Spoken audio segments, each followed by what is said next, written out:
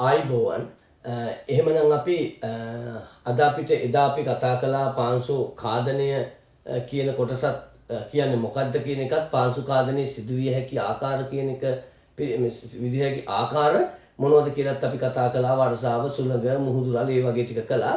දැන් අද අපිට එදා නැවැත්තුවේ 15යි 10 ක්‍රියාකාරකම කරන්න බලාගෙන අද අපි 15යි 10 ක්‍රියාකාරකම කරලා ක්‍රියාකාරකම පුළුවන් තරමට ඔයාට ඒක බලාගෙන කරන්න පුළුවන් විදිහට මම ඒක විස්තර කරන්නම්. ඉස්සෙල්ලා අපි ක්‍රියාකාරකමේ අවශ්‍ය ද්‍රව්‍ය ටික එහෙම ලියාගෙන ඉමු. හරි? එතකොට අවශ්‍ය ද්‍රව්‍ය ලියන්නකෝ ලොකු ප්ලාස්ටික් බෝතල් 3. ලොකු ප්ලාස්ටික් බෝතල් 3. ඔය ලීටර 2 නැත්නම් එකමාර දෙක නම් ගොඩක්ම හොඳයි. ඒ වගේ ප්ලාස්ටික් බෝතල් තියෙන ඔය මේ බීම වර්ග දාලා එන්නේ. ඒ වගේ ඒවා. හැබැයි විනිවිද පේන බෝතල් වෙන්න ඕනේ. ලොකු ප්ලාස්ටික් බෝතල් 3ක්. ඊගාවට කමාවක් දාලා කුඩා ප්ලාස්ටික් බෝතල් 3ක්. කුඩා ප්ලාස්ටික් බෝතල් 3ක්. කුඩා ප්ලාස්ටික් බෝතල් 3ක්. ඊට මැදි ලියන්න නේද? ඊගාවට අඩිය සිදුරු කළ ටින් එකක්. යටින් ලියන්නකො චූටියට. ඒක ඊට මැදි වුණා. අඩිය සිදුරු කළ ටින් එකක්. අඩිය සිදුරු කළ ටින් එකක්. කමාව පස් ඕනේ. කොළරොඩු තනකොළ. කොළරොඩු තනකොළ. ඒක නම් ඇත්තටම ගොඩක් ඊට මැදි වුණා නේද පුතේ? කොළරොඩු තනකොළ. right. එහෙමනම් ක්‍රමයට යමු. අපි මේකේ ක්‍රමය අපි මෙහෙම කරමු. ඉස්සෙල්ලම මෙහෙම. අර ප්ලාස්ටික් බෝතලේ තියෙනවනේ. මේ වගේ තියෙනවනේ බෝතලේ. හරි? ඒ බෝතලේ අරගෙන ඒ බෝතලෙන් එක පැත්තක් හිටින්න මෙන්න මෙහෙම දැන් බෝතලේ තියෙනවනේ. ඒ බෝතලෙන් මෙන්න මේ වගේ කොටසක් කපා ගන්න ඕනේ. කොහොමද? මෙන්න මෙතනින් මෙන්න මෙහෙම මේ හරියෙන් ඔහොම කපලා මෙන්න මෙහෙම කොටසක් කපලා අයින් කරන්න ඕන. මෙහෙම කොටසක් කපලා අයින් කරන්න ඕන. තේරුණාද? මම ඔයාලට මේ වගේ කපපු බෝතල කොටසක් පෙන්නන්නම්. එතකොට ඔයාලට ඒක තේරුම් ගන්න පුළුවන් වේවි.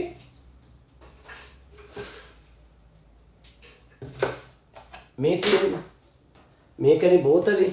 මේ බෝතලේ ඒක මම මෙතනින් කැපුවා මෙහෙම කැපුවා. මේ කපලා තියෙන්නේ මෙහෙම. ඒ වගේ බෝතල් 3ක කපන්න. මේ වගේ බෝතල් කීයකද? 3ක කපන්න ඕන. කපලා අපි මේකට පස් පුරව ගන්න. දැන් මම කරලා පෙන්නනවා. හොඳේ පස් පුරව ගන්න ඕනේ. බෝතල් 3ට. ඊගාවට එකක නිකම්ම පස් ටික තියෙනවා.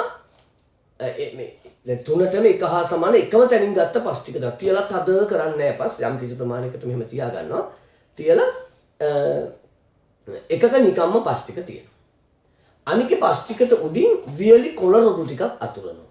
පිරිච්ච මැරිච්ච කොළ රොඩු ටික. ඊගාව එක තියෙනවනේ. ඊගාව එකේ මේකේ අපි තනකොළ දානවා මේක. තනකොළ කියන්නේ අපි පිටලිය අල්ලනවා වගේ අල්ලනවා. තනකොළ ටිකක් ගලකමට අල්ලනවා. ඊට පස්සේ අපි මේකේ අර පොඩි බෝතල් 3ක් ගත්තනේ. ඒ පොඩි බෝතල් 3 මෙන්න මෙහෙම කපලා ගන්න ඕනි. මේ බෝතලයක් මෙහෙම අරන් මේ මුඩිය පේනවනේ. බෝතලේ මෙතනින් කපනවා මෙහෙම. කපලා මේ බෝතලේ යටින් කපලා මෙතෙන්ට මං කම්බියක් දාගත්තා. එල්ල ගන්න විදියට. මෙහෙම තිබිච්ච බෝතලේ මෙහෙම කපලා එතෙන්ට කම්බියක් දාලා එල්ලනවා. එල්ලලා මේකේ දැන් මේකට පස් පුරවලානේ තියෙන්නේ. ඒකෙ මෙන්න මෙහෙම මේක එල්ලන්න. හරි? පැහැදිලිද? මම ආයෙ කරනවා එක්කනේ. ඊට පස්සේ මෙහෙන් අර ටින් එකක් සිදුරු කරලා හදාගත්තනේ එකක්. ඒ ටින් එකට වතුර පුරවලා උඩින් අල්ලනවා. සමාන උසකින් අල්ලන්න ඕනේ තුනේම. අල්ලපු ගමන් ඒ ටින් එකේ වතුර මේකට වැටෙනවා. මේ පස් ටික හොදගෙන මේ හිලෙන් ගිහිල්ලා මේකට වැටෙනවා. තේරෙනව නේද? මෙහෙන් වතුර වැටෙනවා මේ ටික හොදගෙන තනකොළ දාපු එකේ තනකොළ උඩින් විය කොළ දාපු එකේ ඒවා උඩින් නිකම්ම තියෙන පස්සේ එහෙම ගිහින් මේක දිගේ මෙතෙන්ට වැටෙනවා. අපිට බලා ගන්න පුළුවන් මේක එකතු වුණාට පස්සේ අද දවසේ බැරි වේවි. එකතු වුණාට පස්සේ මේකේ වැඩිපුරම පස් පිරීලා තියෙන්නේ මැටි අංශු ගිහින් තියෙන්නේ කොයිකද? වැඩිපුරම මැටි අංශු මේ බෝතලයට රැස් වෙනා තියෙන්නේ වැඩිම පාංශු කාදනයක් සිද්ධ වෙච්ච එකේ. තේරෙනවනේ? වැඩිම පාංශු කාදනයක් සිද්ධ වෙච්ච බෝතලේ තමයි වැඩිම උසකට මැටි අංශු තැන්පත් වෙන්නේ. වැඩි බොරක් දකින්න හම්බෙන්නේ. බොර නම් කාලයත් එක්ක අඩු වෙලා යන උඩ ඇල් අතුරු පාටට එනවා. වැඩි මැටි අංශු ප්‍රමාණයක ඝනකම තියෙන්නේ වැඩි පාංශු කාදනයක් සිද්ධ වෙච්ච එකේ කියන එක. ඔයාලට තේරුණානේ වැඩි නේද? right. එහෙනම් ක්‍රමය අපි ලියලා යමු. ක්‍රමය රූපයේ ආකාරයට රූපයක් අදිනවා අපි. ලොකු බෝතල් තුනේ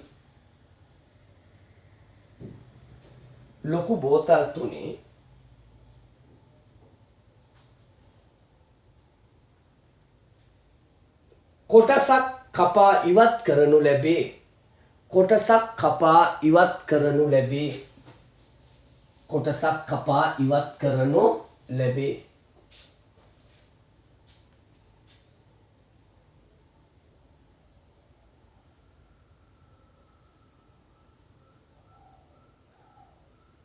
බෝතල් තුනේ මූඩි ඉවත් කර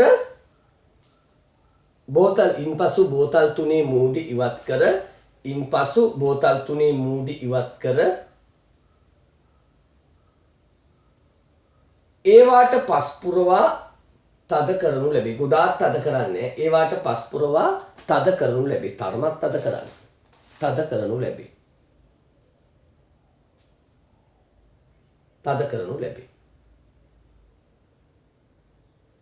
ඉන්පසු එක් බෝතලයක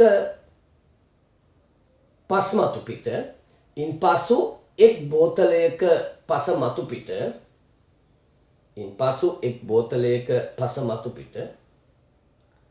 තනකොළ සිටුවන අතර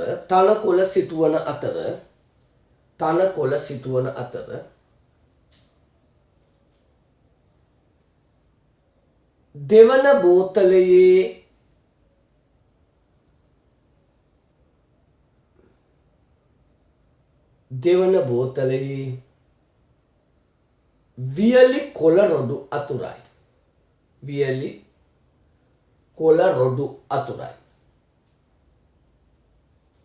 වියලි කොළ රොඩු අතුරයි. ඔයාලට නෝට් එක ලියා ගන්න බැරුණු පුතේ වීඩියෝ එක නවත්තලා ලියන්න. හොඳේ මම මේකෙන් කියනවා.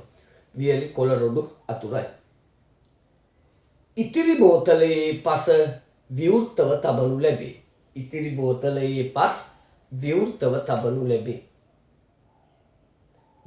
තබනු ලැබේ. පුළුවන් තරම මේ පිටුවේ ලියා ගමු. ඊට මදුනොත් අර යටින් හරි දීලා ගොඩක් ලොකු නෝට් එකක්.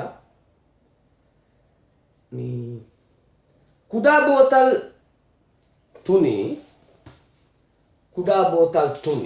ඉත මදි වෙන්නේ. ඔයා මේකේ රූල් ඉවර වුණාම එහා පැත්තට යමු. මේකේ රූල් ඉවර නම් එහා පැත්තේ ඉඳ තියෙනවනේ. කුඩා බෝතල් තුනේ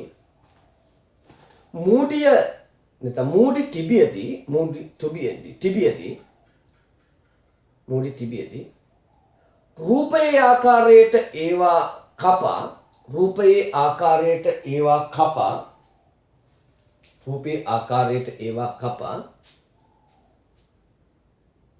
නූල් මගින්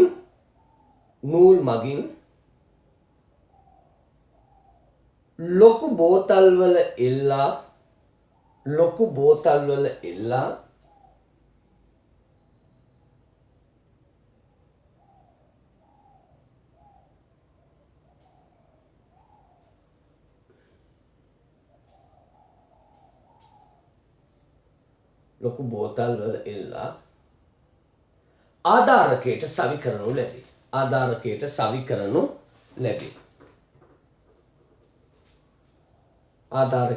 කරනු ලැබේ. සතියකින් පමණ පසු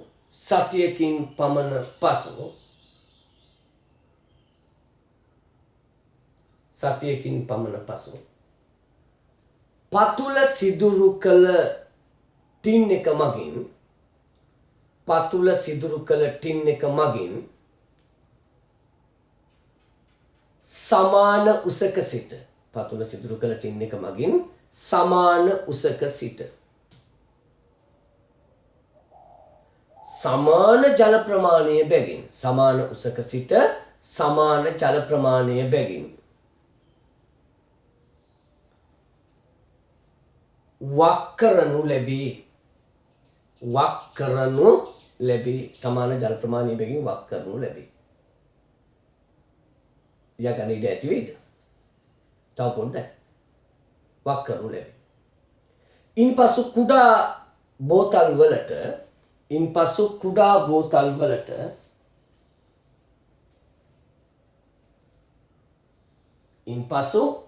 බෝතල් වලට එකතු වන ජලයේ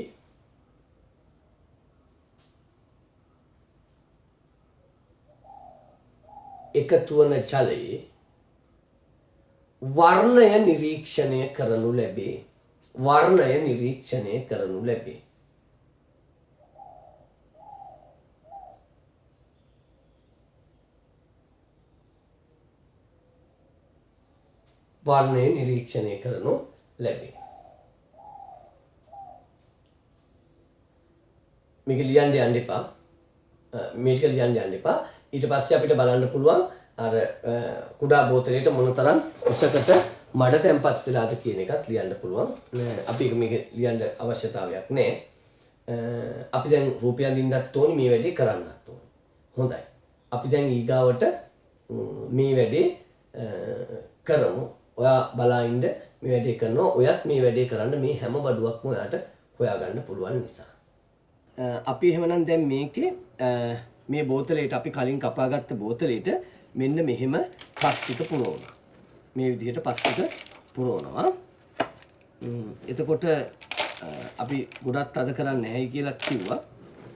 යම් කිසි ප්‍රමාණයකට එන විදිහට මෙහෙම අපේ පස් ටික මෙහෙම හොඳට පුරව ගන්න. පේනවා ඇතිනේ. ගොඩාක් අද කරන්නේත් නැහැ, ටිකක් අද කරන්නත් ඕන. බලන්න ඕනේ මෙහෙම තිබ්බම් මේකේ බෝතලේ කට වැහෙනවද කියලා. මේක පොඩ්ඩක් අපි ඇල කරලානේ තියන්නේ. මෙන්න මෙහෙම.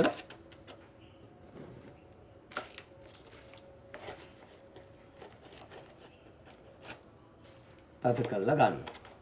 ඔන්න දැන් මම එක බෝතලයකට පස් ටික පුරවලා ඉවර කරලා තියෙනවා. හරි පේනවනේ. දැන් එක බෝතලයකට පස් ටික පුරවලා ඉවර කරලා තමයි තියෙන්නේ. දැන් මේ විදිහටම තව බෝතල් දෙකකට පුරවන්න ඕනේ. අපි ඒ බෝතල් ටිකත් ගමු. මම ඒක කාලේ ඉතිරි කරගන්න ඒ විදිහටම බෝතලයට පුරවලා තිබ්බාට පේනවා ඇති. මේ බෝතලයටත් පස් පිරෙව්වා, මේ බෝතලයටත් පස් පිරෙව්වා. ඊගාවට අපි එක බෝතලයක් නිකම්ම විවෘතව තියෙනවා. ඒ කියන්නේ මොනවාක්වත් පුරවන්න නැතුව තියෙනවා. අනිත් බෝතලයට මේ විදිහට වියලි කොළ රොඩු දානවා. මේ වගේ වියලි කොළ රොඩු වලින් මේක මෙහෙම අතුල ගන්නවා. ඒක පොඩ්ඩක් උඩින් ලං කරලා බලමු. මෙන්න මෙහෙම උඩින් අල්ලන්න. ඕක පහතට කරලා හොඳට ඇතුලේ කොළ රොඩු ටික පේන විදිහට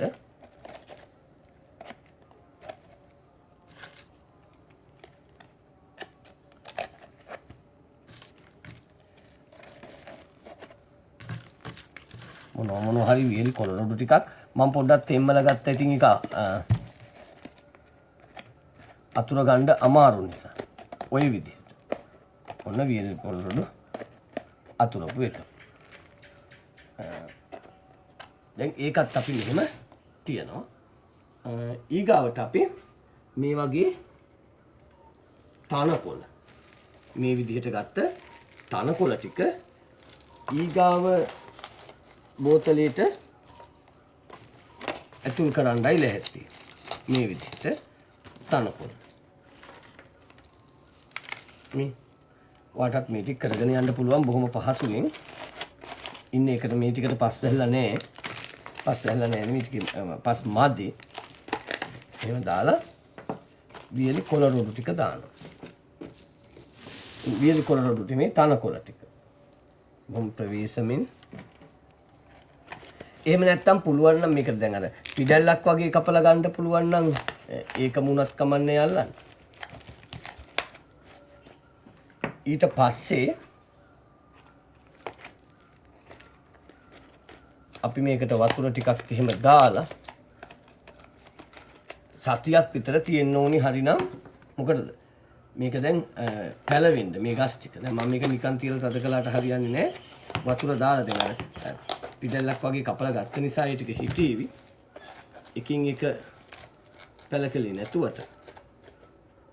මොකද මං හිටෝපු පැල ටිකේ පස් තියෙනවා අඩි. එහෙම නැත්තම් එකින් එක පැල හිටවන්න ඕනේ. මම මේ ලැට්ටි පුතේ මේ වගේ මේ පිඩල්ලක් තමයි කපලා ගත්තේ. එතකොට ඒක ඇතුලේ පස් තියෙනවා. ඒක නිසා මේක පැලවෙනවා, මැරෙන්නේ නැහැ. දැන් මේක කොහෙන් හරි ගෙනින් තියලා වතුර දැම්මොත් මේක පැලවෙනවනේ. ඒක මේට තමයි මේකත් හදලා තියෙන්නේ. ඔන්න අපි දැන් හැදුවා. දැන් ඊගාවට අපි මේක ගිහිල්ලා අපේ ආධාරකයට හයි කරන්න ඕනේ. ආධාරකයට හයි කරන්න කලින් මේ ටික දැන් මෙහෙම මේ කොටස අනිවාර්යෙන් දිනක් හෝ දෙකක්වත් අඩු ගන්න. සතියක් කියලා අපි මේ නෝට් එකට ලිව්වේ. මේක පැලවෙනකන් තියන්න ඕනේ. පැලවෙනකන් තියන්න ඕනේ. දැන් අපි අර හදාගත්ත මේ පස් සාම්පල් ටික මේ විදිහට බෝතල් එක්ක මේ විදිහට මේ ආධාරකේ මන් රඳව ගන්නවා. ඔන්න ඔය විදිහට. මේ පැත්ත පහළට එන විදිහට ආධාරකේ රඳව ගන්නවා. ඕන්න ඔහොම. පේනවනේ මේක මෙහෙම. මේ තියෙන්නේ වියලි කොළ මේ නිකම්ම පස් තියෙන එක, වියලි කොළ රොඩු තියෙන එක සහ තනකොළ හිටෝපු එක. ඊට පස්සේ අපි අර වතුර දානකොට ඒ ටික මේ එකතු වෙන්න විදිහට හදන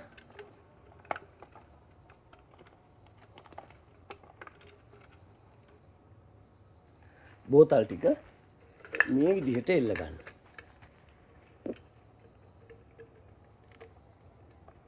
මෙහෙම එල්ලමු.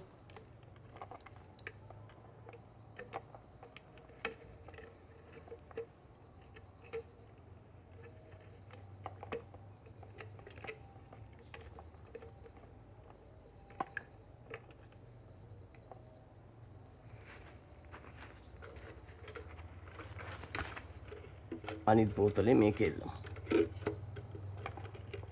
මේ විදිහට. මම ආපහු ඔයාලට අරන් පෙන්නන්නම් හොතට ආයි පාරක්. මෙහෙම එල්ලලා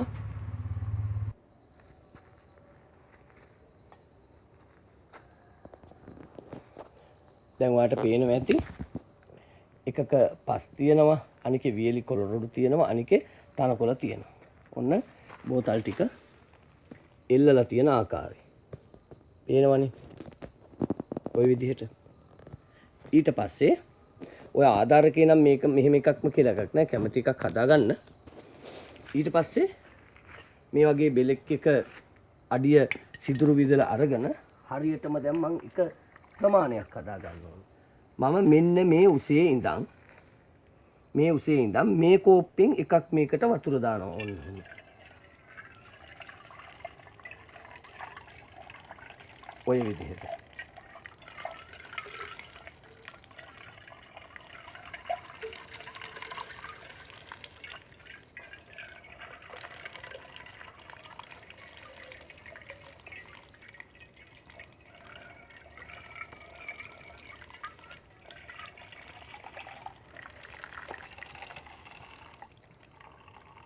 ඔය විදිහට සැලකුවා.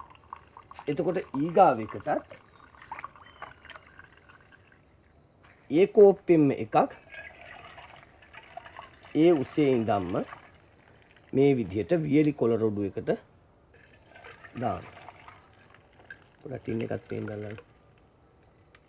ඈතට යන්න. ඈතට කරන්න. ඔය විදිහට.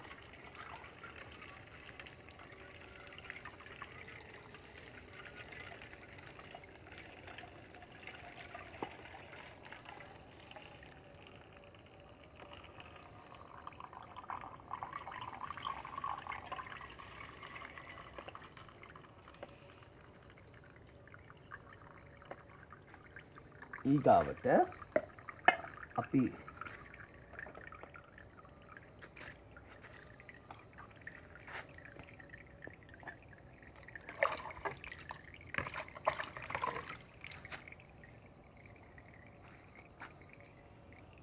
තනකොළ තියෙන එකට ඒ උසේ ඉඳන්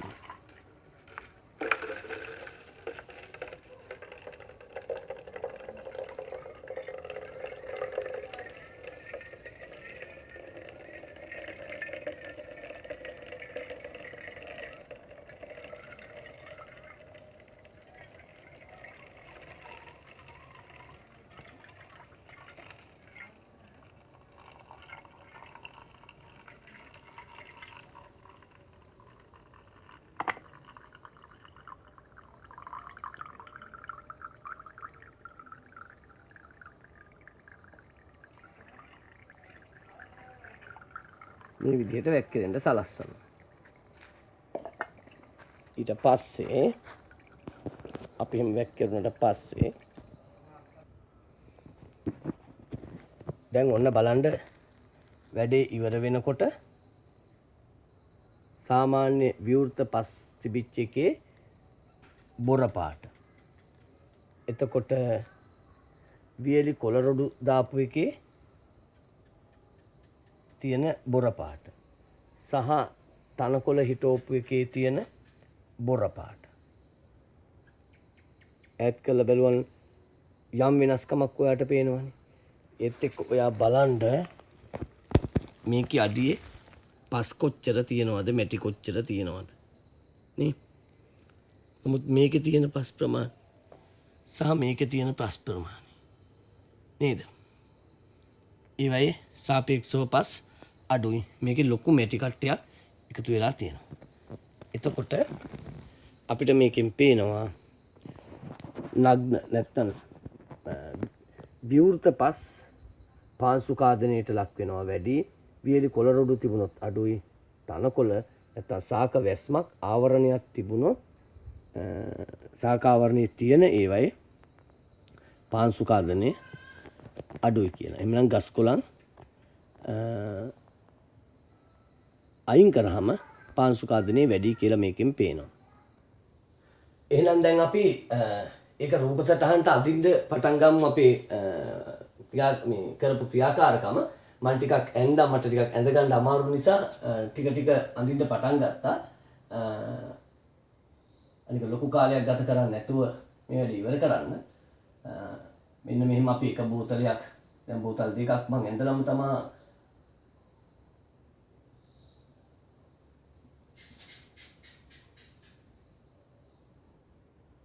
ඔයාට මේක පෙන්වන්න ලෑස්ති.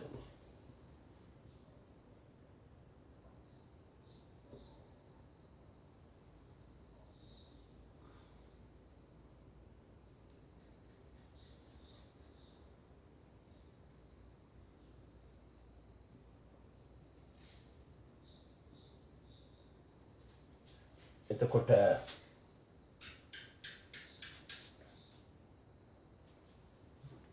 මේක ටිකක් උසට මදි වුණා නේද?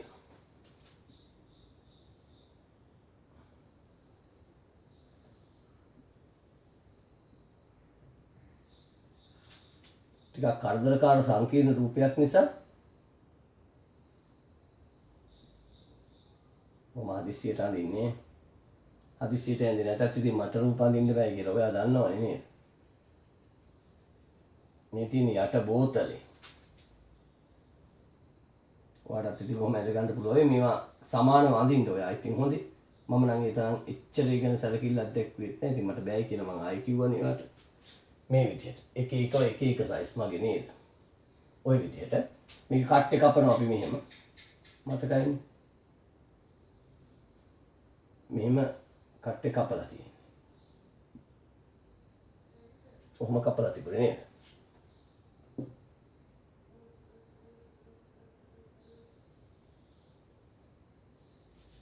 මේ විදිහට. එතකොට මේකේ නිකම්ම පස් ටිකක් තමයි තිබුණේ. මේකේ නිකම්ම පස් තමයි මම ආධාරකේ ඇඳේ නෑ පුතේ. මේකේ නිකම්ම පස් ටිකක් තිබුණා. මේකේ වියලි කොළරොඩු වලින් වැහිලා තමයි මේ පස් ටික තිබුණේ. වියලි කොළරොඩු වලින් වැහිලා තිබුණේ. මේක එතකොට සාක හිටවලා තිබුණේ ඒක. මේ විදිහට. සාක වලින් වැහිලා තිබෙච්ච එක. හරි.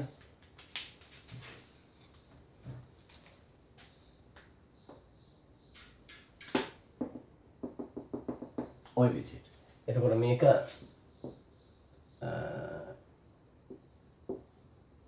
විවෘත පස වියලි සාක පත්‍ර එතකොට තුන සාක දාපු එක. ඊට පස්සේ අපි මේකට වතුර පුරවනවා නේ. වතුර පිරෙවුවම අපිට බලා ගන්න පුළුවන් මේ හැම එකකටම එන්න බෝතලේ ලොකු වෙලා නේද? හැම එකටම වතුර පිරෙනවනේ මේ විදිහට. ඔයා මේවා සමාන වදින්න. මේක මහා විශාලට ඇදලා මාති.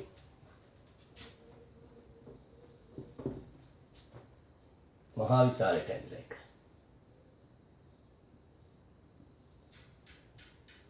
ඒ සයිස් මත මන් දැක්කා.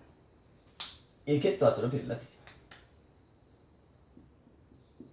නමුත් අපිට පේනවා මෙහෙම දැම්මම මෙන්න මේකේ බොර ගතිය වැඩි. මේකේ බොර ගතිය වැඩි වගේම ඇතුලේ මඩ කට්ටේ වැඩි. මේකේ බොර ගතිය අඩුයි වගේම මඩ කට්ටේ ඊට වඩා අඩු. මේකේ බොර ගතිය ඊටම අඩුයි මඩ තැන්පත් වෙලා තියෙන්නේ ඊටම අඩුයි. එතකොට මේකට සුදුසු ආධාරකයකුත් ඔය ඇඳ ගන්න නම් ඕනි. අච්චුපතෙන් වැඩි කරගන්න පුළුවන් වේවි වාට. ඔන්න ඔය විදිහට අච්චුපතෙන් බලලා ඔයා ඒක රූපේ සම්පූර්ණ කරගන්න මම ඉතින් හරි හදිස්සියට මේ වැඩේ කරගෙන ගියේ. එහෙමනම් පුතේ අපි ඔයා වීඩියෝ එක නවත්තලා මේක අඳින්න අච්චුපතේ රූපේ තියෙන නිසා ගැටලුවක් වෙන්නේ. නිරීක්ෂණය තරුවක් දාලා පළවෙනි පේලී ලියන්න අකුරු පුළුවන් තරම් පුංචියට ලියන්න ඉඩ මදි වෙවි නැත්නම් තනකොළ සිට වූ බෝතලයේ තනකොළ නිරීක්ෂණයේ පළවෙනි තරුව තනකොළ සිට වූ බෝතලයේ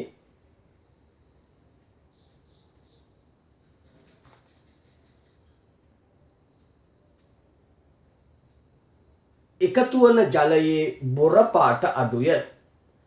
එකතු වන ජලයේ බොර පාට අඩුය. බොර පාට අඩුය.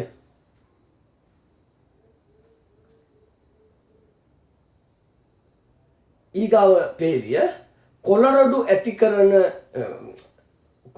ඇතිරු බෝතලයේ කොළරොඩු ඇතිරු බෝතලයේ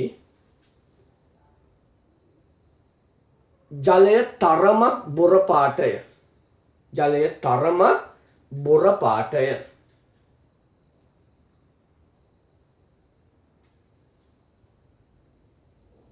කොළරොඩු ඇතිරු බෝතලයේ ජලය තරමක් බොර පාටය. අන්තිම තරුව විවෘත පස් සහිත බෝතලයේ විවෘත පස් සහිත බෝතලයේ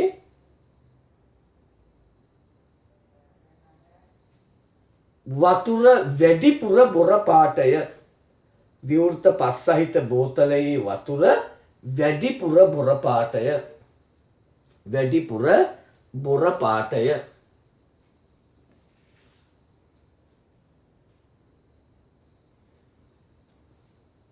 විවෘත පස් සහිත බෝතලයේ වතුර වැඩිපුර බොර පාටය. රයිට්. එහෙමනම් අපි නිගමනයට යමු. ඒකේ නිගමනය පසට ආවරණ යෙදූ විට පසට ආවරණ යෙදූ විට නිගමනය ලියන්න පසට ආවරණ යෙදූ විට දැන් අපි දැක්කා නිකන් තියෙන පස් වලට වඩා වියලි කොළරොඩු ටිකක් තියෙන පසේ බොර පාට අඩුයි කියන්නේ පස හේදිලා අඩුයිනේ. එතකොට තනකොළ තියෙන එකේ තවත් අඩුයි. එහෙනම් අපි පස නිරාවරණය වෙලා තියෙනවට වඩා මොකකින් හරි ආවරණය වෙනවා. විශේෂයෙන් ශාක වැස්මක් තියෙනවා නම් පාංශු කාදනය ඉතා අඩුයි. රයිට් යන්න. පසට ආවරණය යෙදූ විට පාංශු කාදනය අඩුවේ. පාංශු කාදනය අඩුවේ. පාංශු කාදනය අඩුවේ. පසට ආවරණය යෙදූ විට පාංශු කාදනය අඩුවේ. විශේෂයෙන් ශාක වැඩුණු පසේ විශේෂයෙන් ශාක වැඩුණු පසේ පාංශු කාදනය බෙහෙවින් අඩුය. පාංශු කාදනය බෙහෙවින් අඩුය. ශාක වැඩුණු පසේ පාංශු කාදනය බෙහෙවින් අඩුය. ශාක වැඩුණු පසේ පාංශු කාදනය බෙහෙවින් අඩුය. අපි ඊගාවට කතා කරන්න යන්නේ පාංශු කාදනය නිසා ඇතිවන බලපෑම් ගැන. පාංශු කාදනය නිසා මේ පස හෝදගෙන යාම නිසා පස දූවිල්ල විදියට සුළඟේ ගසාගෙන යාම නිසා එක තැනක තියෙන පස තව තැනකට යෑම නිසා ඇතිවෙන්න පුළුවන් අහිතකර බලපෑම්. ඒ යටතේ අපි මුලින්ම අපිට කියන්න පුළුවන් එකක් තමයි මේ පස මෙහෙම තියෙන පසේ සෝදාගෙන යාම නිසා. එහෙම නැත්නම් කාදනය වීම නිසා පසේ ඊටාම සාරවත්ම භෝග වගාවට හොඳම ටික භෝග වගාවට උවමනාම ටික පසේ සාරවත්ම ටික තියෙනවනේ. ඒ සාරවත්ම ටික තියෙන්නේ මතු පිට. අපි දන්නවා. එතකොට වැස්ස වැටිලා හොදගෙන ගියහම ඒ සාරවත් ටික එතකොට එතනින් පහළට මතුවෙන්නේ පසේ සාරවත් ගතිය පාංශු මේ ශාක වලට අවශ්‍යම කරන පෝෂක වර්ග හේදිලා ගිය නිසරු පසක් ඇති වෙන්නේ. එතකොට හොඳ පස් ටික හොදගෙන ගියහම කාදනය වෙලා ගියහම යටින් තියෙන खनिज संपत මේ ශාකයට අවශ්‍ය කරන खनिज අඩු කාබනික ද්‍රව්‍ය අඩු ඇතරම කාබනික ද්‍රව්‍ය ඊටම අඩු පස තමයි ඉතිරි වෙන්නේ. ඒ පසේ ශාක වැවෙන්නේ නැහැ. භෝග ශාක වැවෙන්නේ නැහැ. ඒක නිසා පාංශු කාදනය තුලින් වගාවන් අඩාල වෙනවා, අස්වැන්න අඩු වෙනවා. ඒක නිසා අපි අංක 1ටම කියමු පාංශු කාදනය නිසා ඇතිවන බලපෑම් වලින් පසේ සාරවත් බව අඩුවීම. පසේ සාරවත් බව අඩුවීමත් එක්කම එන ඊගාව එක මම ඒකටම ලියන්නම් අස්වැන්න අඩුවීම.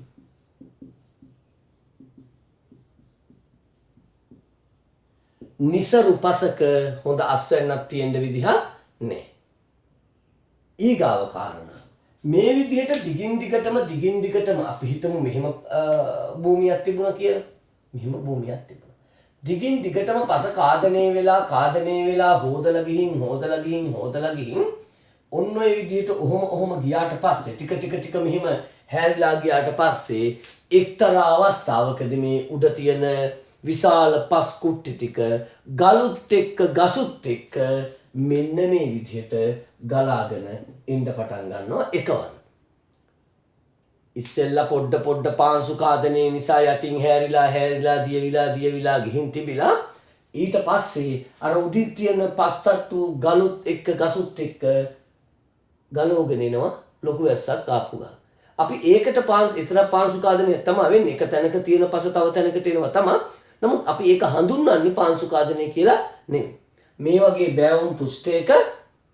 වගේ බෑවුම් පුස්තයක පස්තට්ටුව එතකොට ගල් ගස් ඔක්කොම පෙරලීගෙන පහළට එනවා නම් එක වෙලාවකදී එක අවස්ථාවකදී අපි ඒකට කියන්නේ නාය යාමක් කියලා. එතකොට මේ පාංශු කාදනය කියන එක නාය යාමට හේතු වෙනවා. ඒක නිසා අංක 2 විදිහට ලියමු නාය යාම් ඇතිවීම. නාය යාම් ඇතිවීම. එතකොට ඊගාව කාරණා. ඉතින් මේ හේදිලා යන පස් අංශු, මැටි අංශු, වැලි අංශු කොහෙද තැන්පත් වෙන්නේ? මේ විදිහට පස් අංශු වැලි අංශු හේදිලා යනවනේ. ගිහින් මේවා කොහෙද තැම්පත් වෙන්නේ? මේවා තැම්පත් වෙන්නේ ඔහොම ගිහිල්ලා ගංගා පතුලේ. එතකොට කඳුකර ප්‍රදේශවල නැත්තම් කඳු බෑවුම් වල තියෙන පස් ටික මැටි අංශු ටික වැලි ටික හේදිලා ගිහිල්ලා ගඟේ තැම්පත් වුණාට පස්සේ ගඟේ පරිමාව අඩු වෙනවා. ගඟට දරා ගන්න පුළුවන් ජල ධාරිතාව අඩු වෙනවා. ඒකේ ඊළඟ ප්‍රතිවිපාකය තමයි මොකද්ද? ජල ධාරිතාව අඩු වුණාම ජලයේ දරා ගන්න පුළුවන් හැකියාව අඩු වුණාම වැස්සක් වැහපු ගාන් ඒ වතුරට දැන් ගඟේ ඉන්න ඉඩ නැහැ. ඒ ගඟේ ඉන්න ඉඩ නැත්තේ. ගඟේ තිබුණු ඉඩ අර වැලි අංශු වලින් මැටි අංශු වලින් පස් අංශු වලින් ඇහිරිලා තියෙන්නේ. එතකොට මොකද ගඟේ ජලයේ දෙපැත්තට පිටාර ගලනවා. සාමාන්‍ය වර්ෂාවකදී පවා ගම් වතුරක් ඇති වෙනවා. ඒක එතන විතරක් නෙමෙයි විශේෂයෙන් ගංගාවල් දෙකක් එකතු වෙන තැන මේ වගේ ගඟකුයි එකතු වෙලා යන අවස්ථාව මතක් කරනවා නම් අපි දැන් අයගම පාලම ගාව තියෙන පල්ලකට පැත්තෙන් එන ගඟයි කලවාන පැත්තෙන් මේ උඩුගල පැත්තෙන් ඉඳන් එන ගඟයි එකතු වෙලා ඉන්දලවත්ත පැත්තට ඉඩංගොඩ පැත්තට යන තැන තියෙන්නේ. අන්න ඒ වගේ ගංගා තුනක් එකතු වෙන තැන් තියෙන්නේ. ඒ වගේ තැන්වල වැලි මැටි අංශු තැන්පත් වීමෙන් ගම් වතුර ගලනවා. ඒ විතරනේ ගඟ ගිහින් වැටෙනවනේ මුහුදට. ඒකට කියන්නේ අපි ගම් මෝයේනේ. ගම් මෝයේ වැලි අංශු මැටි අංශු තැන්පත් වුනහම හරි ඉක්මනට ජල ගැලීම් ඇති වෙනවා. ඒක නිසා මේ පාංශුකාදනයේ ඊගාව පැත්තක් තමයි ගම් වතුර තර්ජන ඇතිවීම. තුන්වෙනි කාරණාව ගම් වතුර ඇතිවීම. ශනික ජල ගැලීම් ඇති වෙන්න පුළුවන්. අපි හිතනවට වඩා ලොකු වැස්සකට ගම් වතුර ගලනවා තමයි සාමාන්‍ය වැස්සකට ගම් වතුර ගලන තත්ත්වයට එන්න පුළුවන්. ඒක එකක්. ඊගාවට අපි හතරවෙනි කාරණාව කතා කරන්න බලාපොරොත්තු ගගත් මෙහෙම තියෙන නිසා පොඩ්ඩක් මෙහෙට ගමු නේද?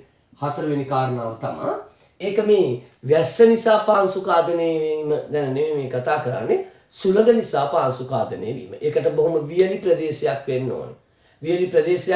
වියලි කාලගුණයක් තියෙන්න ඕනේ. එවැනි වියලි කාලගුණයක් තියෙන වෙලාවක මහ විශාල සුළඟක් හැමුවම අයවැටි පසේ තියෙන වැලි දූවිලි අංශු ඉහළ යනවා. ගිහිලා ඒ දූවිලි අංශු වැලි අංශු සුළඟේ පා වෙලා යනවා. එක තැනක තිබුණු දූවිලි ටික එක තැනක තිබුණු පස් ටික තවත් තැනකට යනවා කියන්නේ පාංශුකාදනය තමයි. ඒ පාංශුකාදනයත් සමග ඒ යන දූවිලි වලාවල් අපි හුස්ම ගන්නකොට ශ්වසන පද්ධතියට ඇතුල් නම් අපිට රෝග හැදෙනවා. සාක පත්‍රවල ගිහින් තැම්පත් වුණාම ඒකේ ප්‍රභා සංශ්ලේෂණය අඩාල වෙනවා. ඒ කොහොමද සාක පත්‍රයට ඉරේලිය යන්නේ? උඩින් දූවිලි තැම්පත් වුණාම නේද? අන්න ඒ වගේ වැඩ නිසා නිසියල්ලෙම වෙන්නේ වාතය දූෂණය වීම. මොකෙන්ද වාතය දූෂණය වෙන්නේ? දූවිලි වලින්. වාතය දූෂණය වෙනවා දූවිල්ල වලින්. රයිට්. අපි එහෙනම් ලියමු පාංශුකාදනය නිසා ඇතිවන අහිතකර බලපෑම් යටතේ පළවෙනි කාරණාව පළවෙනි ඩොට් එක තෙල් දාලා තියෙන්නේ. පසේ සාරවත් බව අඩු වී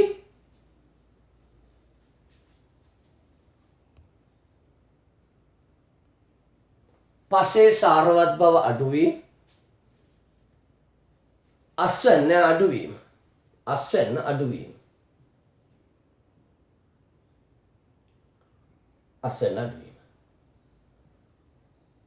දෙවෙනි කාරණාව නායයම් ඇතිවීම.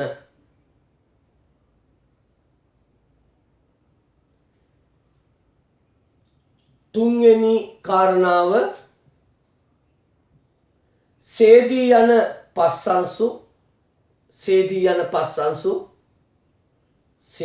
පස් අංශු ගංගා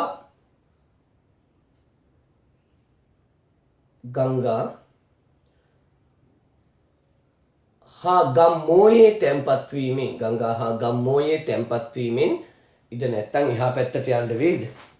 ඔව් එහා පැත්තේ ඩොට් එකක් කපලා දාලා එතන ලියමු නේද?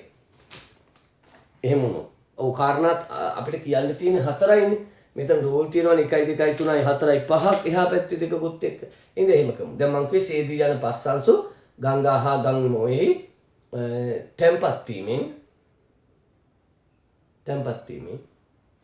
ක්ෂණික ගම් වතුර ඇතිවීම,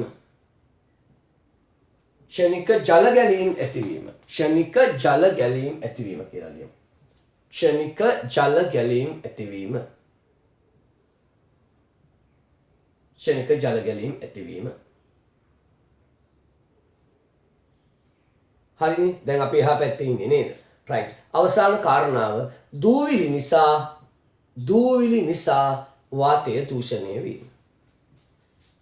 දූවිලි නිසා වාතය දූෂණය වීම.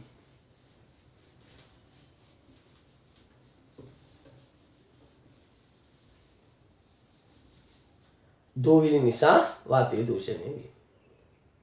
අපේ ඊගා මාතෘකාව වෙන්නේ පාංශුකාදනය අවම කිරීමට ගත හැකි ක්‍රියාකාරකම්. වගාවකදී වෙන්න පුළුවන්. එහෙමත් නැත්නම් වගාවක් නැතත් යම් භූමියක පාංශුකාදනය වැඩිපුර වෙනවා නම් ඒක වළක්වන්න පුළුවන්.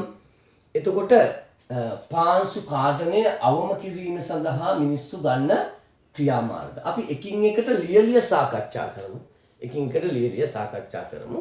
එතකොට අපි දැකලා තියෙනවා පස සෝදාගෙන යෑම වැළැක්වීමට අපේ ඉඩම්වල පවා තේ ඉඩම්වල, කුරුඳු ඉඩම්වල, රබර ඉඩම්වල නේද? මේ වගේ පස හොදගෙන ඉන්න එක වළක්වන්න මේ විදිහට ගල් වැටි දානවා. තනි හතරස් ගල් වලින් නෙමෙයි, ඉතින් මෙහෙම ගල් වැටි දානවා. බෑවුම හරස් කරලා ගල් වැටි දානවා. එතකොට මොකද වෙන්නේ? අර හොදගෙන එන පස් ටික ගල් වැටේ හිර වෙනවා. එතන උසට ගල් වැටිය දානවා. එතකොට එතන පොඩි තනි තලාවක් හැදෙනවා. මෙන්න මේ හරස් කඩින් මම පෙන්නන්න. මෙන්න මෙතනින් පෙන්නන්න වෙන පාටක් පාවිච්චි කරලා. එතකොට අපි හිතමුකෝ මෙතන මෙන්න මෙහෙම කපලා ගල් වැටක් දාලා තිබුණා මෙතනින් ගමු.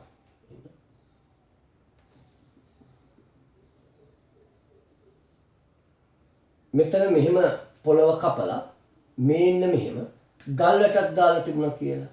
මම මේ පෙන්නන්නේ පුතේ ගල් වැට ස්වභාවය. හරස් කරලා ගල් වැටේ හරස් කරක් මේ පින්නේ. මේ තියෙන ගල් වැට. කො බලනවා ටික පේනවද කියලා බලන්න ඕන අනිවාර්යෙන්ම. පේනවනේ නේද?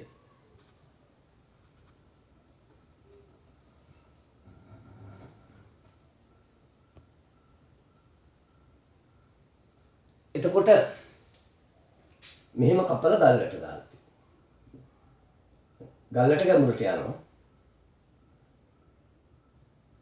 මේ හරියට ගල් වැට බැලගෙන ඇවිල්ලා තියෙනවා. දැන්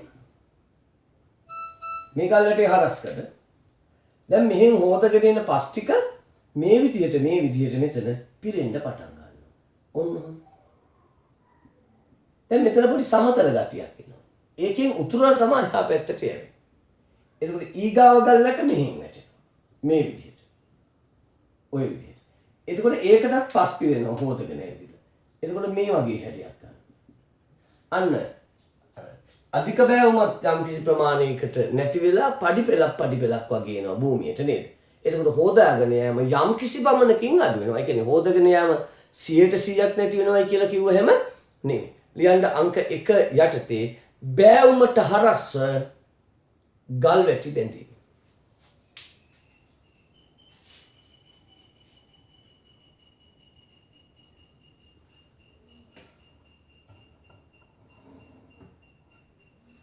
බෑවුමට හරස්ව ගල් වැටි බැඳීම.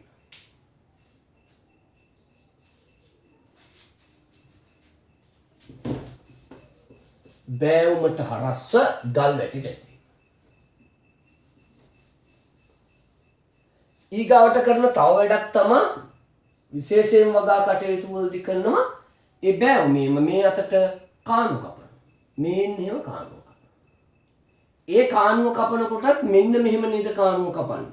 මෙහෙම ගැඹුරට කාණුව එක මෙහෙම පෙන්නන එක. අපි දැන් මෙහෙම පෙන්නනවා. මෙහෙම ගැඹුරට කාණුව කපනවා. මෙහෙම. වෙන රූපකින් මම පෙන්නන්නම්. දැන්ට මෙහෙම අදින්න. ඔහොම කාණු කපනවා. ඊට අමතරව අර නෙත්ති කාණු කියන જાතිය මෙහෙම පහලට දාලා ඒ ඇතුලේ ගල් අල්ලනවා. ගල් අයිසින් කරනවා කියලා කියන්නේ. කානුවේ මේ පැත්තටත් ගලින් බදිනවා, මේ පැත්තටත් ගලින් බදිනවා, යටත් ගලින් බදිනවා. ඒ කියන්නේ මෙන්න මේ වගේ තත්ත්වයක්. මෙහෙම ගල්ලට බැදගෙන මෙහෙම ගල්ලට බැදගෙන ඔහොම ඇවිත් මෙහෙමත් ගල් අල්ලලා මෙහෙමත් අල්ලලා. ඒක හොදගෙන යන්නේ ඒ වගේ එකක් මෙහෙම දාන්න. එතකොට මේ කානුවෙන් එන වතුරයි මේ කානුවෙන් එන වතුරයි මේ කානුවෙන් එන වතුරයි ඒක දිගේ පහළට යනවා නේද? හැබැයි එහෙම එනකොට දැන් ඔයාට හිතේ මෙහෙම. එතකොට මෙහෙන් එන හොදගෙන එන මඩ ටික පස් ටික ඕක දිගේ පහළට යනවනේ මෙහෙන් එන පස් ටික යනවනේ නේද? එහෙම හිතනක සාධාරණයි. ඒක වලක්වන්නේ මෙන්න මේ වගේනේ. ඔය කානුව කපන්නේ මෙන්න මෙහෙම. කොහමද? ඔන්න පොළව. දැන් මේ පොළව කියලා හිතන්න බෝඩ් එක. කානුව කපනවා මෙහෙම ගැඹුරට. ඕන. කපලා මෙන්න මෙහෙම කට්ටයක් උස්සන. ආයෙ මෙහෙම කපනවා. ඔය විදිහට. ආයෙ කට්ටයක් උස්සන. මෙහෙම කපාගෙන යනවා. හැබැයි උස්සන කට්ටේ මේක තරම් ගැඹුරු නෑ. දැන් මොකද වෙන්නේ? වහිනකොට පස් පිරෙනවනේ. මේ වතුර පිරෙනවනේ. ඕන්න වතුර පිරෙන හරියනේ. ඕන් දැන් කානුවට වතුර පිරෙනවා. තාම මේ හරියට පිරුණාට වතුර යන්න විදියක් නැහැ. මේ පස් ගැට්ට තියෙනවනේ. දැන් තේරෙන්නේ නැති. ඔහොම පිරෙනවා. තාම යන්න විදියක් නැහැ. ඔහොම දැන් අන්න කට්ට ටික පිරීගෙන වතුර යනවා. දැන් කට්ට ටික පිරීගෙන වතුර යනවා. තේරුණාද?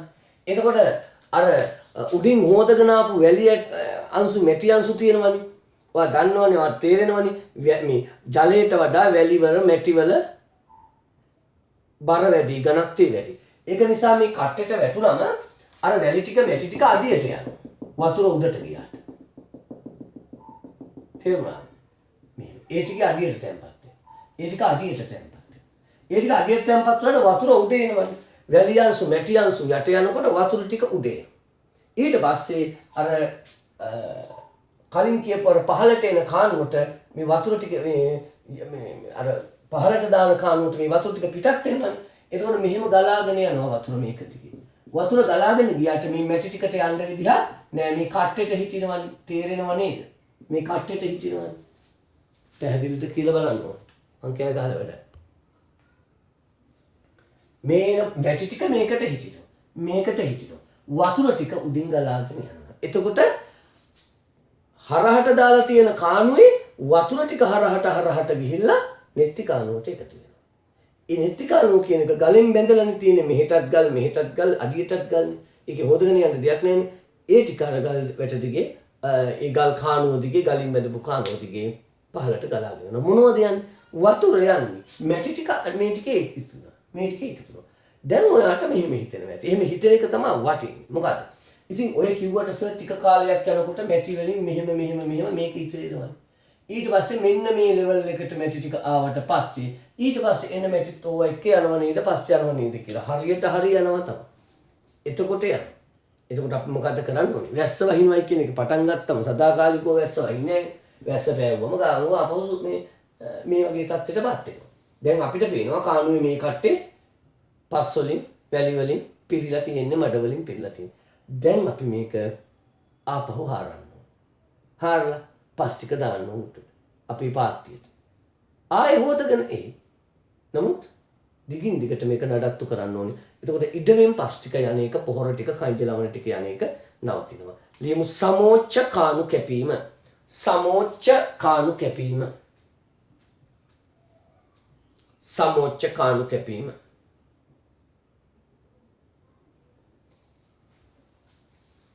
සමෝච්ච කානු කැපීම. ඊගාවට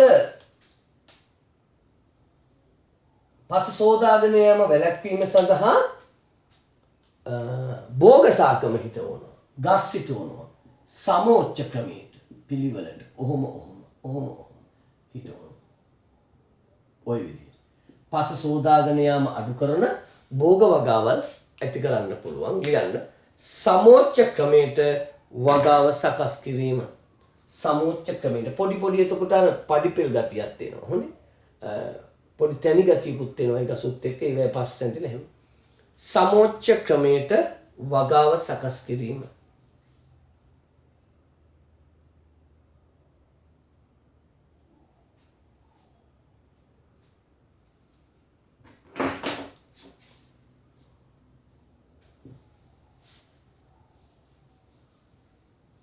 සමෝච්ච ක්‍රමයට වගාව සකස් කිරීම.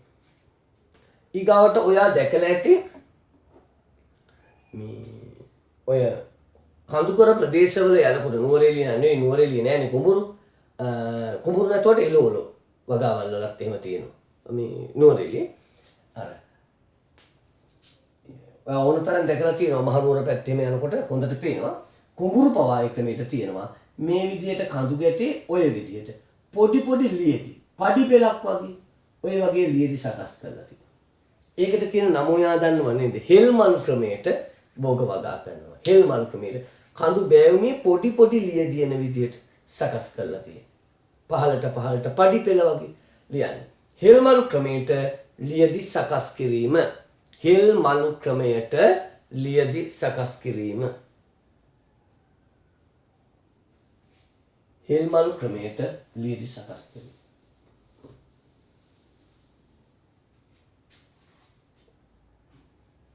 හෙල්මල් ක්‍රමයට ලියදි සකස් කිරීම. වාතය මගින් සුළං ධාරා මගින් පාංශුකාගනීමේ වළක්වන්න පුළුවන් එක ක්‍රමයක් තමයි. දැන් යම් ප්‍රදේශයකට හඳුනාගෙන තියෙනවා නම් මෙන්න මේ වගේ සුළං කපොල්ලකින්. ඒ ගමට මේ විදිහට මෙන්න මෙතනින් තමයි සුළඟ ඇතුල් වෙන්නේ. ඒ ප්‍රදේශයට වේගවත් සුළං ධාරාවල් මේ කපොල්ලෙන් තමයි. මේ පැත්තට කන්දම් මේ පැත්තට කන්දම් මෙතන පහත් වෙලා තියෙනවා.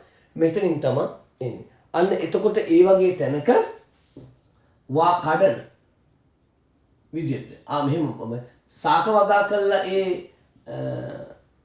සුළං ධාරාව පාලනය කිරීමේ හැකියාවක් තියෙනවා. සාක වගා කළා සුළං ධාරාව ඒ සැරබාල කිරීමේ හැකියාවක් තියෙනවා. ඒට අමතරව යම්කිසි භෝග වගාවක් අතරතුර ඒ වගාවට වෙන හානි වැළැක්වීම වෙනුවෙන් තෝරනම් අර සාක භෝග සාක අතර සුළඟට ඔරොත්තු දීම සඳහා සාක වගා කරන්න පුළුවන්. මේකට අපි ලියමු වා කඩන යෙදීම. වා කඩන යෙදීම. වා කඩන යෙදීම.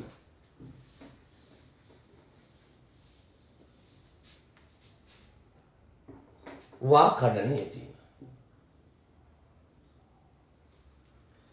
ඊගාවට අපිට පුළුවන් ඒ භූමියේ පස හොදගෙන යන එක වළක්වන්න, ඒ භූමියේ පස සෝදගෙන යන එක වළක්වන්න අපේ වගාව නෙමේ ඒට අමතරව වෙනත් සාක, විශේෂයෙන් මූල පද්ධතිය විශාලව යන සාක. එතකොට ඒ සාකවල මුල් පස් අංශු ඇද බැඳ තබා ගන්නවා, බදාගෙන අල්ලගෙන ඉන්නවා. පස් අංශු ටිකට හේදිලා යන්න නොදී. විශාල මූල පද්ධතියක් තියෙන සැවැන්දලා, පැංගිරිමාන වගේ ගස් තියෙනවනේ. තේ හිටවන්න එහෙම කලින් පැංගිරිමාන හිටවනවයි කියලා අහලා තියෙනවනේ. ওই විදිහට. ඒ ගස් ওই විදිහට. මේ ගහ කන්දට වඩා ලොකු දුරේ ගහ ওই විදිහට. ඒ වගේ විශාල මූල පද්ධති මගින් පස් අංශු අල්ලගෙන. අපි තු අලුතෙන් ඉඩම බෑවුම් සහිත ඉඩමක් එලි කළා. අපි හිතමුකෝ ඒක යන්ත්‍රයක් යොදාගෙන, බැකෝ යන්ත්‍රයක් වගේ එකක් යොදාගෙන තමයි එලි කරේ. එතකොට පස් හොඳට බුරුල් වෙනවනේ. වැස්සක් හැපු ගමන් ඔක්කොම හොදගෙන යනවනේ. අන්න ඒක හිටවනවා මේ වගේ භෝගය. එතකොට මේ පස හොදගෙන යෑම අඩු වෙනවා. යම් කිසි කාලයකදී ඒව ගලවලා අපහු වගාවන් දාලා අපේ පළාත්වල ඉඩම් වල තේ වැවීමට පෙර පැංගිරිමාන හැම වගා කිරීම මේකට අයිති වෙනවා. ලියන්න මූල පද්ධතිය හොඳින් විහිදී යන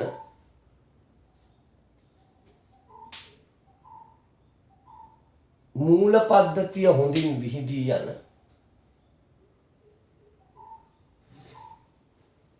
ආවරණ වගා යෙදීම. මූල පද්ධතිය හොඳින් විහිදී යන ආවරණ වගා යෙදීම. ආවරණ වගා යෙදීම. මූල පද්ධතිය හොඳින් විහිදී යන ආවරණ වගා යෙදීම. උදාහරණ යටින් ලියන්න. යටින් ඉඳන් නැහැ චුට්ටක් ලියන්න. සෙවැන්දරා කියලා. සෙවැන්දරා සිටුවීම. සෙවැන්දරා සිටුවීම.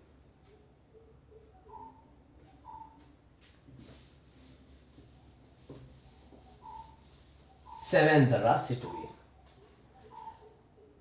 හරි. අපි ඊගාවට යනවා පස දූෂණය කියන කොටසට. පාංශු කාදනය දැන් අපි කතා කළා. පාංශු කාදනය වෙන හැටි කතා කළා. පාංශු කාදනය වළක්වන හැටි කතා කළා. වළක්වන්න ගත හැකි ක්‍රියාමාර්ග ගැන කතා කළා. දැන් පස දූෂණය. මොකද්ද පස දූෂණය කියලා කියන්නේ? පස දූෂණය කියලා කියන්නේ පසට අහිතකර ಜಾති එකතු වීම නිසා පසේ ස්වභාවික සංයුතිය වෙනස් වෙලා ඒක ශාකවලට පාංශු ජීවීන්ට සහ අපිට අනිකුත් සතුන්ට අහිතකර තත්ත්වයටපත් වීම. පසට එකතු වෙනවා පසට නොගැලපෙන ද්‍රව්‍ය. පසේ සංයුතිය වෙනස් කරන ද්‍රව්‍ය. ඒ පසේ සංයුතිය වෙනස් කරන පසට අහිතකර ද්‍රව්‍ය පසට එකතු වීමෙන් පාංශු ජීවීන්ට හානියක් වෙනවා. ශාක ප්‍රජාවට හානියක් වෙනවා. සහ අපි වගේ සතුන්ට හානියක් වෙනවා. අපි වගේ සතුන් කියන්නේ පස මත ඉන්න. පස ඇතුලේ ඉන්න ගැඩවිල්ල බින්කුණ්ඩ බින්ඌරන්ටත් ඒක බලපානවා. අපි වගේ අයට පස උඩ ඉන්න අපිටත් බලපානවා. අන්න එහෙම පස විනාශ වීමට අදාළ අහිතකර ද්‍රව්‍ය එකතු වීමට කියනවා පස දූෂණය වීම කියලා. එතකොට ලියමු පසට එකතු වන පස දූෂණය අර්ථයේ ලියන්න. පසට එකතු වන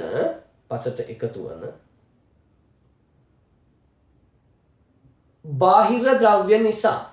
පසට එකතු වන බාහිර ද්‍රව්‍ය නිසා.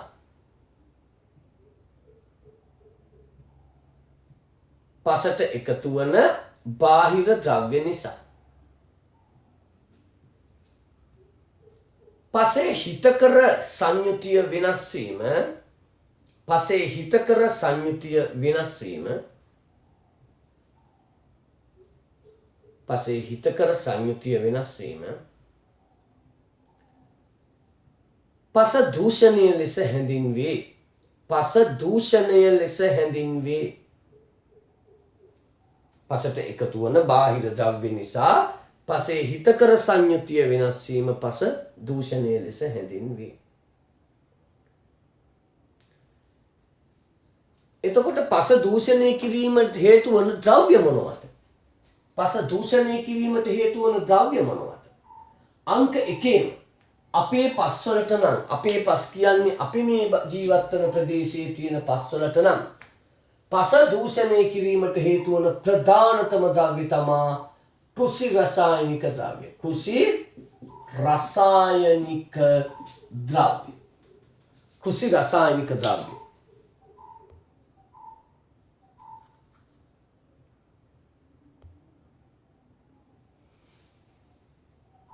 අපි ජීවත් වෙන ප්‍රදේශ කර්මාන්ත ශාලාවල් එහෙම ටිකක් අඩුයිනේ. නමුත් තේ ඉඩම් කුරුඳු ඉඩම් නේද? ඒවනේ අපේ බහුලව තියෙන්නේ. අපි පසට කෘෂි රසායනික ද්‍රව්‍ය දානවා. මොනවද කෘෂි රසායනික ද්‍රව්‍ය කියලා කියන්නේ? එක රසායනික පොහොර. රසායනික පොහොර. ඒවැයි පසට අහිතකර જાති ගොඩාක් තියෙනවා. රසායනික පොහොර වල. පසට උවමනාදී සමග නුවමනා ද්‍රව්‍ය තියෙනවා. ඊගාවට වල් නාශක. ඒ කියන්නේ වල් පැලෑටි මැරීම සඳහා යොදා ගන්න වල් නාශක ග්ලයිෆොසේට් වගේ දේවල්. එතකොට කෘමි නාශක. කෘමි නාශක කියන්නේ කුඩා කෘමීන් වගේ වු ඉන්නවනේ අපේ බෝග වගාවට හානි කරන අන්න උන්ව මැරෙන්න දානෙම. දිලීර නාශක. දිලීර නාශක කියන්නේ සාක වලට අපේ බෝග සාක වලට වැළෙන දිලීර රෝග ඒව මර්ධනය සඳහා යොදන. අන්න ඒ සියල්ලටම කියන නම තමයි කෘෂි රසායනික ද්‍රව්‍ය.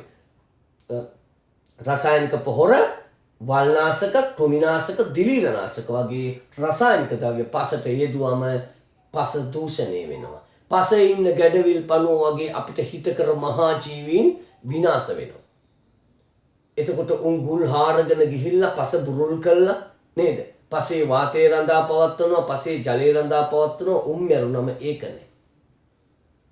ඒ වගේම පසේ ඉන්න ඉතා ප්‍රයෝජනවත් මෘතෝපජීවී නැත්නම් කාබනික ද්‍රව්‍ය දි รา පත් කරන මල ශාක හා සත්ව කොටස් දි รา පත් කරන බැක්ටීරියා ඉන්නවා, දිලීර ඉන්නවා. අපි වල්නාශක කෘමිනාශක ගැහුවම පොහොර ටික ගැහුවම ඒවේ තියෙන රසායනික ද්‍රව්‍ය වලට ඒ බැක්ටීරියාව දිලීර මැරිලා යනවා. එතකොට ඒගොල්ලෝ පසට එකතු වෙන මල ශාක හා සත්ව කොටස් දි รา පත් කරන කට්ටිය. ඒගොල්ලෝ මැරුණම ඒක කරන්න කෙනෙක් නැති වෙනවා. ඇතැම් පාංශු බැක්ටීරියා ඉන්නවා පුතේ වායු ගෝලයේ නයිට්‍රජන් අරගෙන නයිට්‍රජන් තිර කරනවා කියලා එකට කියන්නේ නයිට්‍රජන්ීය පොහොර හදනවා. උන් ඉන්නකොට පස සරු වෙනවා. උන් විනාශ වුණාම පස නිසරු වෙනවා. ඒක නිසා එක තමයි කෘෂි රසායනික ද්‍රව්‍ය. දෙවෙනි එක කාර්මික අපද්‍රව්‍ය. හැබැයි කාර්මික අපද්‍රව්‍ය දැන් අපේ ප්‍රදේශයට සාපේක්ෂව බැලුවම කෘෂි රසායනික ද්‍රව්‍ය එක වුණාට කාර්මික අපද්‍රව්‍ය තමයි පසට මේ වැඩිපුරම අහිතකර බලපෑම් ඇති කරන දූෂකයේ වෙන්නේ. කර්මාන්ත ශාලාවලින් පිටවන අහිතකර විවිධ රසායනික ද්‍රව්‍ය දියරමය වෙන්න පුළුවන්, ඝනමය වෙන්න පුළුවන්. ඒවා පසට එකතු වෙලා පසේ සංයුතිය වෙනස් කරනවා, පසේ ඉන්න ජීවීන් විනාශ කරනවා. ඊගාවට අපි දන්නවා පස විනාශ කරන තව එකක් තමයි ප්ලාස්ටික්, පොලිතීන් වැනි නොදිරන ද්‍රව්‍ය. නොදිරන ද්‍රව්‍ය. ඒවා පසට එකතු වෙන්න කෘත්‍රිම රෙදි නේද? සමහර ඉඩම් වල එහෙම ගෙවල් වලට පල්ලමේ එහෙම තියෙනවා නම් යම් ඉඩමක් නේද? ඒක එලි කරනකොට ඒක උදුරු ගන්නකොට එහෙම නැත්තම් වලක් කපනකොට වලක් කපන්න ගියාම රෙදි අහු වෙනවා කෙලවරක් නෑ. ප්ලාස්ටික් කෑලි අහු වෙනවා, පොලිතීන් කෑලි අහු වෙනවා. පස්සේ නියමිත සංයුතිය විනාශ වෙලා. අන්න නොදිරන ද්‍රව්‍යයට පුළුවන්. ඊගාව එක තමයි ඊ අපද්‍රව්‍ය. මොනවද? ඊ අපද්‍රව්‍ය. ඒ කියන්නේ හතරවෙනි කාරණාව මේ කියන්නේ ඊ අපද්‍රව්‍ය කියලා කියන්නේ පුතේ ඉලෙක්ට්‍රොනික අපද්‍රව්‍ය. ඉලෙක්ට්‍රොනික අපද්‍රව්‍ය. ඒ කියන්නේ බැටරි කෑලි.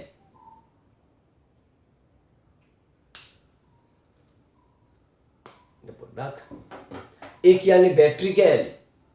ඊගාවට ওই පරිගණකවල කොටස්, ෆෝන් වල කෑලි. එතකොට පරිපත දැන් ඔය රේඩියෝ එහෙම කැඩිලා විදිලා ගියාට පස්සේ ඒවැ කෑලි පසට එකතු කරනවා. ඒවැ තියෙනවා මේ වයර් ඒවයි විවිධ මේ ඉලෙක්ට්‍රොනික උපාංග පාස්සන්න ඊයන් තියලා තියෙනවා. ඊයන්. ඒවා එකතු වුණාම පසට ඊයන් එකතු වෙනවා. ඊයන් කියන්නේ බැරලෝහයක්. ඒක හරි විසයි ජීවීන්ට. ඒ වගේම පසට ට්‍රාන්සිස්ටර්, ඩයෝඩ්, පුතා LED කියලා කියන්නේ LED අර පාට බල්බ් වගේ චූටියව තියෙන. එතකොට ට්‍රාන්සිස්ටර්, ඩයෝඩ්, ඒ LED කියන්නේ ඩයෝඩ් වර්ගයක්ම තමයි. ඒ වගේ දේවල් වල ඒවා හදන්න ආසනික් වගේ රසායනික ද්‍රව්‍ය යොදා ගන්නවා. ආසනික් කියන්නේ උග්‍ර විස ජාතිය. ෆෝන් බැටරි වල නිකල් කැඩ්මියම් තියෙන්න පුළුවන්. නිකල් කැඩ්මියම් වගේ බැරලෝහ තියෙන්න පුළුවන්. එතකොට CF සෙල් බල්බ් වල රසදිය තියෙනවා. රසදිය උග්‍රම විස බැරලෝහය. අන්න ඒ වගේ જાති ඊ අපද්‍රව්‍ය වලවත් ඉලෙක්ට්‍රොනික අපද්‍රව්‍ය වල.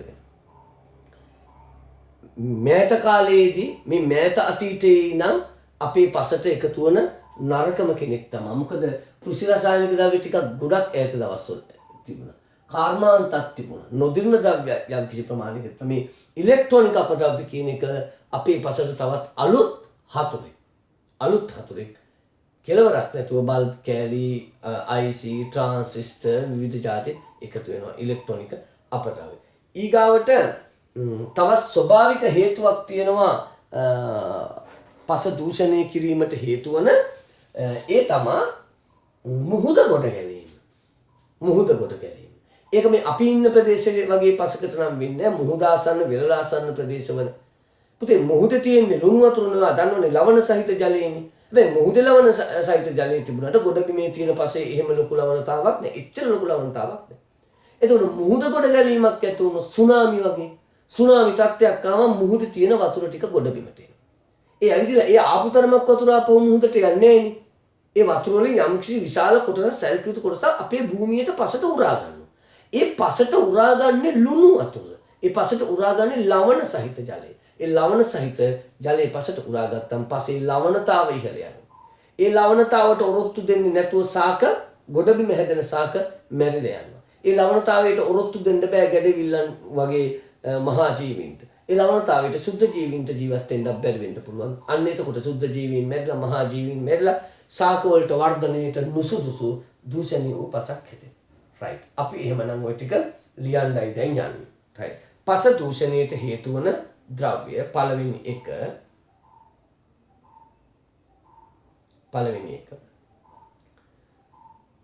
කෘෂි රසායනික ද්‍රව්‍ය එකතු වීම. කෘෂි රසායනික ද්‍රව්‍ය එකතු වීම. කෘෂි රසායනික ද්‍රව්‍ය එකතු වීම. දෙවැනි එක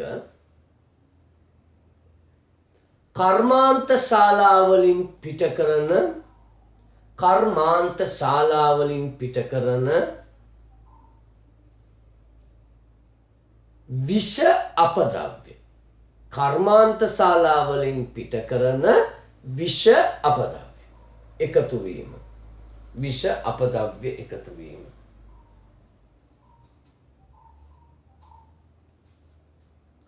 තුන්වෙනි කාරණාව ප්ලාස්ටික් කමාවක් පොලිතීන්. ප්ලාස්ටික් පොලිතීන් වැනි නොදිරණ ද්‍රව්‍ය එකතු වීම. ප්ලාස්ටික් පොලිතීන් වැනි නොදිරණ ද්‍රව්‍ය එකතු වීම.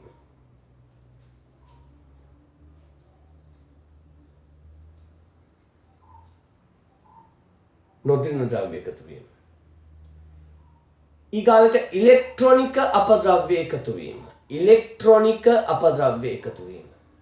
ඉලෙක්ට්‍රොනික අපද්‍රව්‍ය එකතු වීම.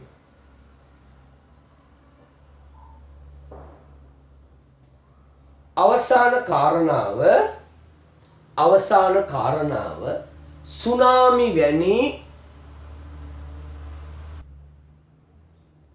සුනාමි වැනි මුහුද ගොඩ ගැලීම. සුනාමි වැනි මුහුද ගොඩ ගැලීමේ අවස්ථා. සුනාමි වැනි මුහුද ගොඩ ගැලීමේ අවස්ථා. මුහුද ගොඩ ගැලීමේ අවස්ථා.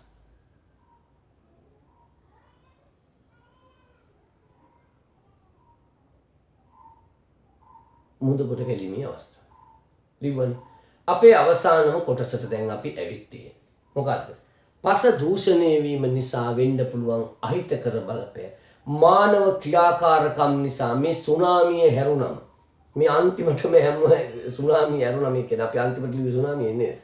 ඒක හැරුණම කෘෂි රසායනික ද්‍රව්‍ය භාවිතා කරන්නේ, කාර්මික අපද්‍රව්‍ය එකතු කරන්නේ, ප්ලාස්ටික් පොලිතීන් එකතු වෙන්නේ, එතකොට මේ ඉලෙක්ට්‍රොනික අපද්‍රව්‍ය එකතු කරන්නේ මිනිස්සුනේ අපිනේ නේද? මේ මානව ක්‍රියාකාරකම් නිසා පස දූෂණය වෙනවා.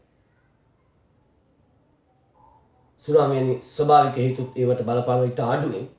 එහෙම දූෂිත පසකින් වෙන අහිතකර බලපෑම් මොනවද? අංක 1 බලපෑමක් තමයි මොකද්ද? පස නිසරු වෙනවා නේද?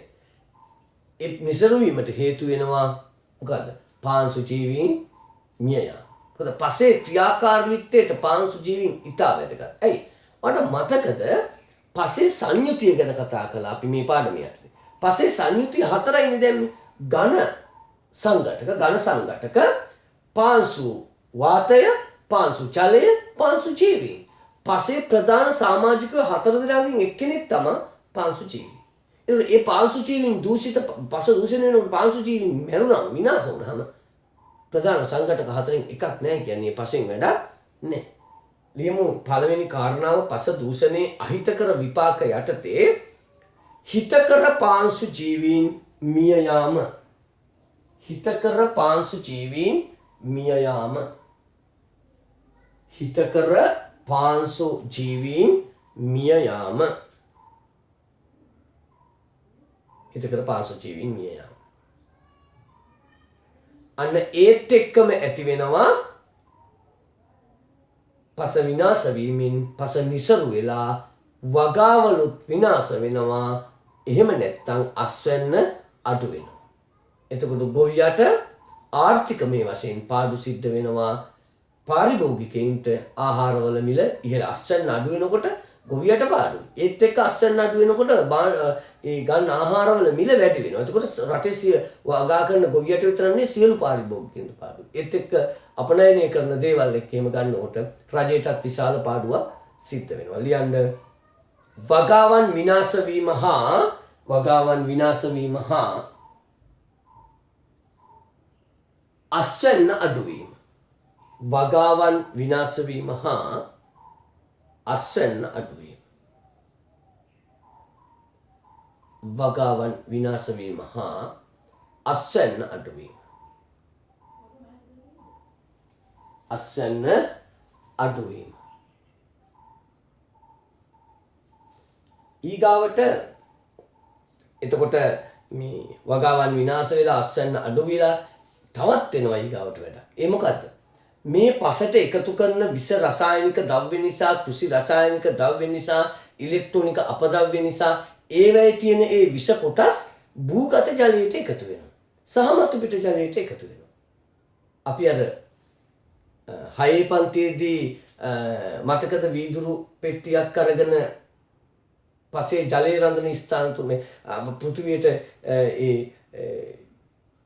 පෘථිවියේ ජලයේ තියෙන විදිහවල් ගැන කතා කළා. වර්ෂණය, මතු පිට ජලය, භූගත ජලය වගේ. එතකොට මේ විස රසායනික, කෘෂි රසායනික ද්‍රව්‍යයක් වෙන්න පුළුවන්, කාර්මික අපද්‍රව්‍යයක් වෙන්න පුළුවන්, නොදිරන ද්‍රව්‍යයක් වෙන්න පුළුවන්, ඉලෙක්ට්‍රොනික අපද්‍රව්‍යයක් වෙන්න පුළුවන්. ඒකනොත් විශේෂයෙන්ම කෘෂි රසායනික ද්‍රව්‍යයි, කාර්මික අපද්‍රව්‍යයි, ඉලෙක්ට්‍රොනික අපද්‍රව්‍ය වලයි තියෙන විස රසායනික සංයෝග හොදගෙන නැගිලා ජල මූලාශ්‍ර වලට එකතු වෙන්න පුළුවන්. කෙනෙකුට කියන්න පුළුවන් අපි වතුර බොන්නේ උල්පත් ජලයෙන් කියලා. නමුත් ඒ රසායනික ද්‍රව්‍ය භූමිය තුලින් ඇතුළට ගිහිල්ලා උල්පත් වලට එකතු වෙන්න පුළුවන්, භූගත ජලයට එකතු වෙනවා. අපි බොන්නේ පිරිසිදු උල්පත් ජලයකට ඒකේ ආසනික් තියෙන්න පුළුවන්. ඒකේ විස රසායනික ද්‍රව්‍ය තියෙන්න පුළුවන්. අන්න ඒ වගේ ජලය පානය කිරීම නිසා අපිට විවිධ ලෙඩ රෝග ඇති වෙන්නත් පුළුවන්, මියන්නත් පුළුවන්, වකුගඩු රෝග ඇති වෙනව නේද? ඒ වගේ තත්ත්ව ඇති වෙනවා. ලියමු එතකොට අවසාන කාරණාව ජල මූලාශ්‍රවලට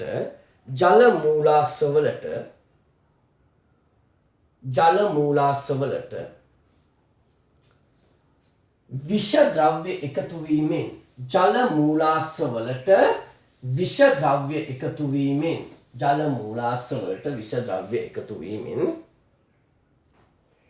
ලෙඩ රෝග සෑදීම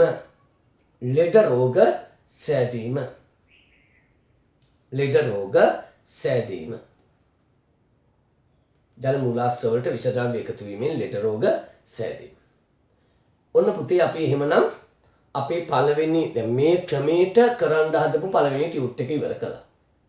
අපි පස්ස කියන පාඩමේ අපිට පුළුවන් තරමට මේ ප්‍රායෝගික පරීක්ෂණ කරමින් අපි අපේ පළවෙනි පාඩම එහෙම ඉවර කළා.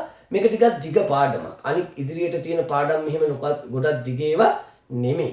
ඒකින්ද අපිට ඒවා ටිකක් ඉක්මනට කරන්න පුළුවන් වෙයි. අනික මට ටිකක් මේ පන්ති 6ක වැඩ එකතු වීම නිසා මේ පාසලත් ඉතින් පටන් අරගන්න තියෙන්නේ නේද?